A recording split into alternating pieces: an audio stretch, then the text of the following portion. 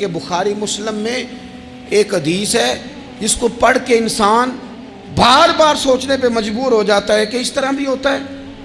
حضرت انس بن مالک رضی اللہ تعالیٰ عنہ ارشاد فرماتے ہیں ہم سب حضور کی بارگاہ میں بیٹھے تھے، بخاری مسلم ہے، نبی پاک علیہ السلام تشریف فرما تھے، حضور کی عادت مبارکہ تھی جہاں موقع آیا حضور بیٹھ گئے، حضور زمین پہ جلوہ فراز تھے، صحابہ کرام نے سوال پوچھنے شروع کیے،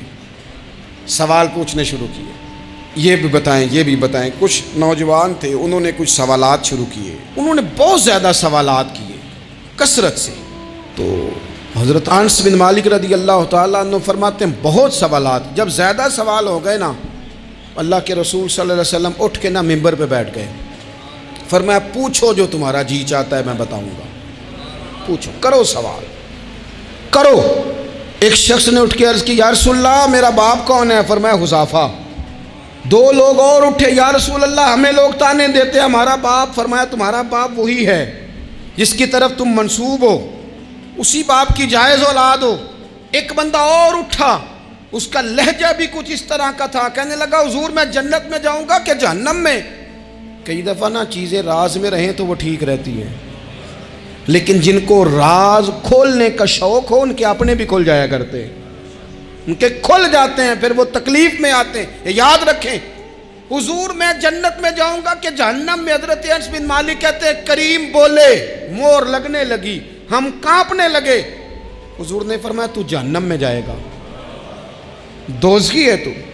بس جب وہ سناٹا چھا گیا، اب ڈر تھا کہ کچھ اور باتیں نہ، یہ کثرت سوالات کی وجہ سے حضور ناراض ہو گئے، کہتے ہیں فٹافٹ حضرت عمر اٹھے، فٹافٹ، اور کوئی معافی نہیں مانگی، کوئی بات نہیں کی، جناب عمر تھے نا، آئے عمر تیرے جملوں پہ مر جاؤں، ان راہوں پہ قربان جہاں سے عمر چلتے تھے، ہر حکمران تیری بات کرتا ہے پر عمر تیرے ایک ایک فیصلے پہ میری اولاد قربان۔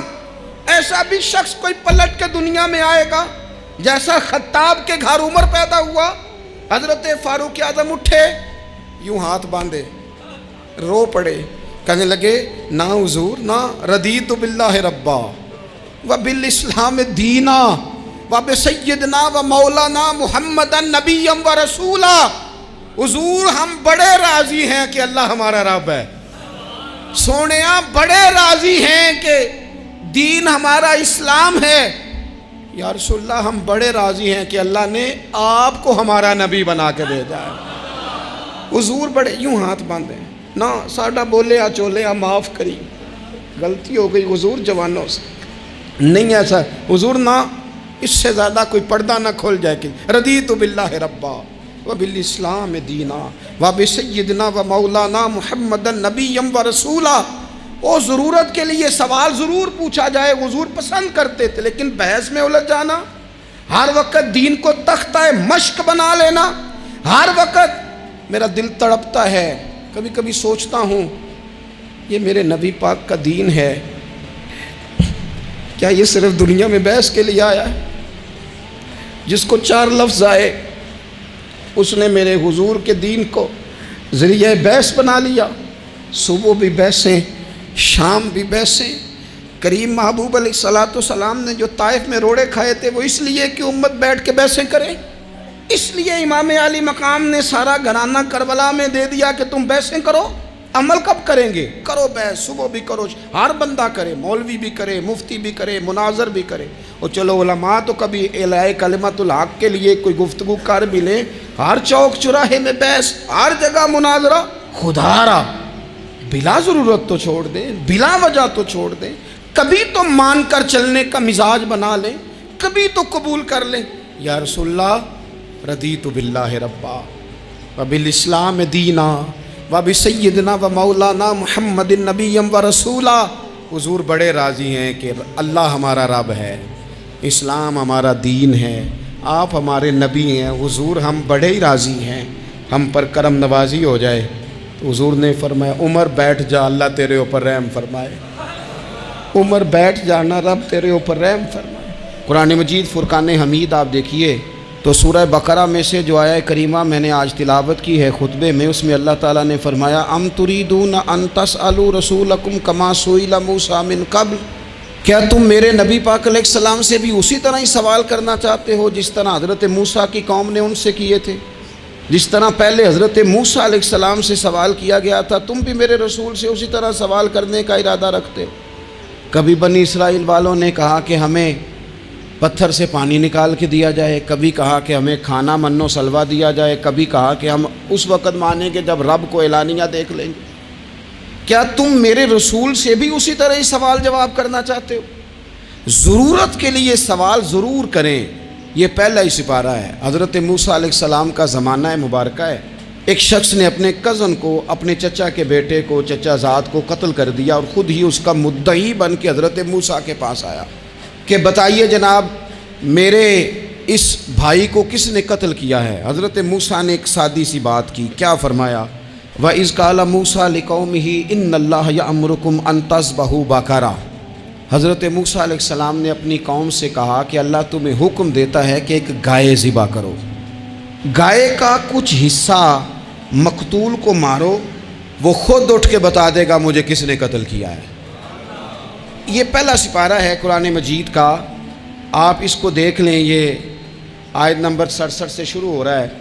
تو اب وہ چونکہ ذبح کرنا نہیں چاہ رہا تھا، اس کو پتا تھا کہ مجرم تو میں خود ہوں، وہ ذبح چونکہ کرنا نہیں چاہ رہا تھا، اس سے کہا کہ مارو ایک حصہ گائے کا، اس کو تو یہ اٹھ کے بتا دے گا۔ تو اس نے جواب کیا دیا؟ قالوا اتتخذون ہزوا، کہنے لگا آپ میرے ساتھ مذاق کرتے ہیں، کبھی ایسا بھی ہوا ہے؟ قال اعوذ باللہ ان اکون من الجاہلین، حضرت موسیٰ علیہ السلام فرمانے لگے میں اللہ کی پناہ مانگتا ہوں میں جاہلوں میں سے ہو جاؤں۔ ہر وقت مذاق کرتے رہنا یہ تو جاہلوں کا طریقہ ہے۔ کن کا ہے؟ حضرت موسیٰ نے کہا ہے، قرآن پاک ہے، ہر وقت مذاق کرتے رہنا۔ خوش طبعی اور چیز ہے، مسکراتے رہنا، لیکن کسی کا مذاق ہر وقت اڑاتے رہنا کن کا طریقہ ہے؟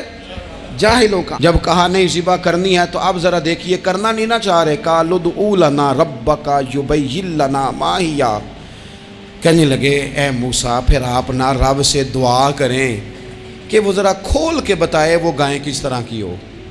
ارادہ نہیں نہ ذبح کرنے کا، آپ دعا کریں۔ قال انہ یقول انہا بقرۃ لا فارض ولا بکر، فرمایا کہ رب کہتا ہے وہ گائے نہ بوڑھی ہو نہ زیادہ بچیا ہو، عوان بین ذالک، ان کے درمیان ہو، یعنی جوان گائے ہو۔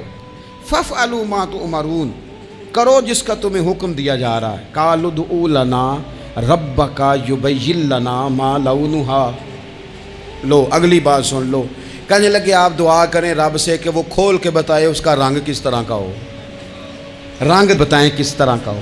قال انہ یقول انہا بقرۃ صفراء، فرمایا رب فرماتا ہے کہ صفراء رنگ کی ہو، یعنی گہرے زرد رنگ کی ہو۔ یہ رب فرماتا ہے اس طرح کی گائے ذبح کرو۔ فاقع لونھا تسر الناظرین، اور جب کوئی اسے دیکھے تو اسے اچھا بھی لگے، آنکھوں کو اچھی لگے وہ گائے، اس طرح کی گائیں ذبح کرو۔ لو اتنی باتیں بتا دی۔ قالوا ادع لنا ربک یبین لنا ما ہی، کہنے لگے نہیں آپ پھر دعا کریں اللہ ذرا کھول کے بتائے گائیں کس طرح کی ہو۔